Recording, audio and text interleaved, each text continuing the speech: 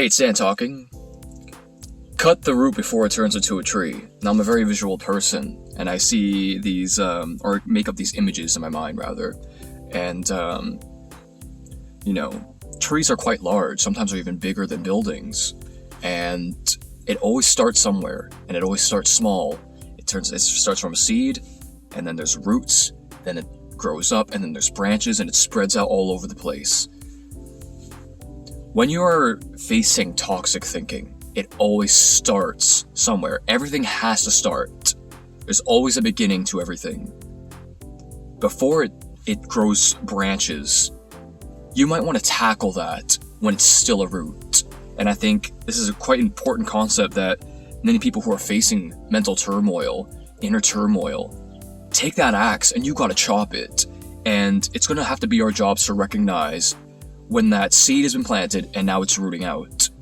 Cut it before it turns into branches, because after that, you'll be chopping at it. And I know it's kind of funny because I like to make these images in my mind. You'll be chopping at this giant tree, maybe with a giant trunk and these branches that are so strong that could carry a person, I can carry an elephant. And imagine the work that it will take chopping at it once it's already that big. Remember, it always starts from somewhere. The seed will turn into roots. You gotta start chopping it when it's small there, when it's at its beginning. That way, you're not having this tree in your mind. That way you're not having this big structure-esque thing that you gotta hammer away because you've already done away with it. You've chopped it up and you threw it out. You've recognized it for what it is. It is not of importance, it is not of relevance, and it's only gonna weigh me down with this giant tree sitting on my head. Swing that axe and chop it up right when it is a root. Just keep that in mind. I think that's just a great visual. Just chop that root.